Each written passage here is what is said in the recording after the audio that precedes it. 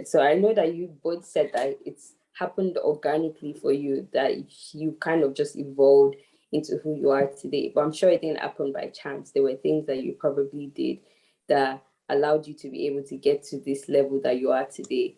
So can you share some of those things, that maybe the key things that you feel that these were the turning points for me? These are the things that I feel like really got me to the next level and the next level and the next level in my career. I think what I would say, I mean, at the end of the day, I think just, since not pursuing, as Brother Kamar said, I mean, I was never pursuing wealth or status or things like that. I very much took life as a journey of growth and learning, and enjoyed working with different people from different nationalities. And for me, I was kind of grateful for every opportunity.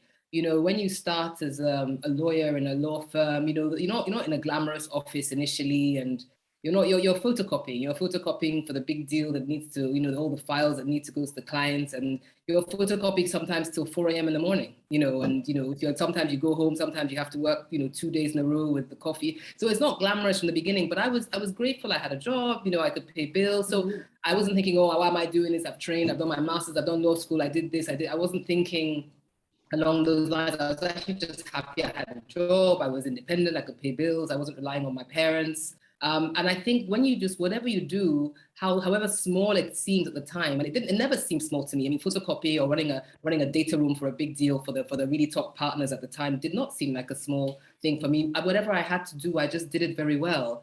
And you managed it well, and then you kind of got invited to be on bigger projects, and then invited to be on bigger projects, and then you're given more responsibility. So whatever responsibility you're given, if you fulfill it properly and you do it well, then and your relationships, your personal relationships with people are pleasant and you're agreeable, then you're going to be thought of for the next thing.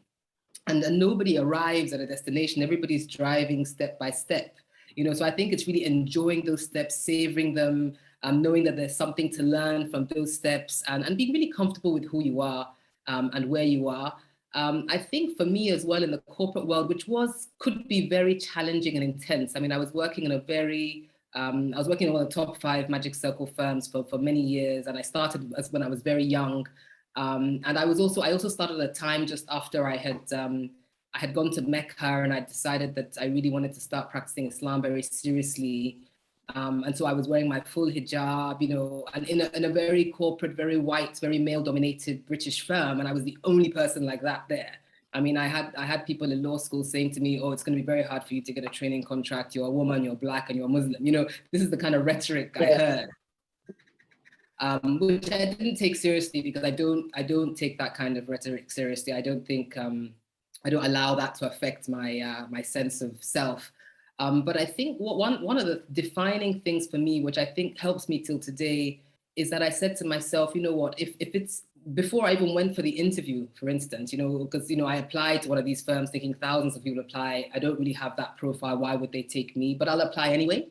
And when I was going for the interview, I said to myself, I don't fit the profile. There's nobody else in hijab here. There's no other Black people here, But I said to myself, at the end of the day, if it's written for me, I'll get it, And I said, they don't have the power. Allah has the power, So, and I walked into a room with, 3 middle-aged British men with white hair and gray suits. And I said, I'm going to have a great conversation with these guys and enjoy myself. And I'm just going to leave it. If I get it, I get it. If I don't get it, I don't mind, And I had a great conversation with them, and I enjoyed myself. And years later, I got the offer, and they didn't ask me to start next year like they normally ask most students to start. They said, can you start in a few months?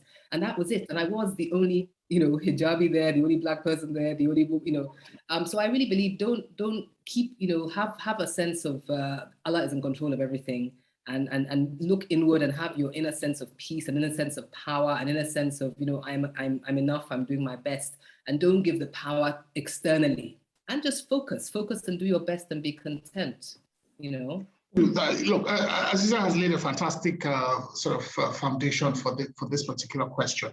I will tee off from one of the points she made. I remember several years ago, I read this thing that was attributed to the Nigerian basketball star, Hakeem Olajuwon.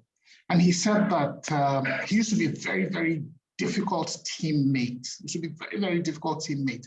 And until he realized one day that, he would give his teammates a lot of hassle if they made mistakes, if they did something wrong, he will, so he was really quite disagreeable.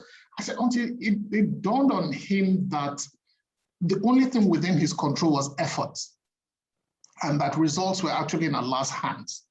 And that brought about a sense of calm, a sense of peace in his life. I mean, I don't know if this is apocryphal, if he really said it, but it was absolutely a turning point for me in my life, that realization. Unfortunately for me, it happened fairly early in my career. That sense that, look, what is within your control is the effort, not the result. So what you have control over, what you can do something about, is to put in the effort, to put in the hours, to put in the time, and so on and so forth. So for me in my career, what has happened is, and it's ironic because what has happened for me is whenever I was actively chasing something, it hardly ever happened. And then something else will come up. As a result of the work I had done, the relationships I had built in the past, somebody would tap me on my shoulder and say, hey, look at this opportunity. Would you want to consider it? And I'll look at it, I'm like, SubhanAllah, this is a lot better than what I thought, what I was keeping me up at night, giving me sleepless nights and so on and so forth. It would turn out to be even something better. But at the root of it were those things. One is you put in the effort, you build the right relationships, and you also realize that that is what you have control over. Thereafter, the outcome is with Allah. And that has been really absolutely amazing for me.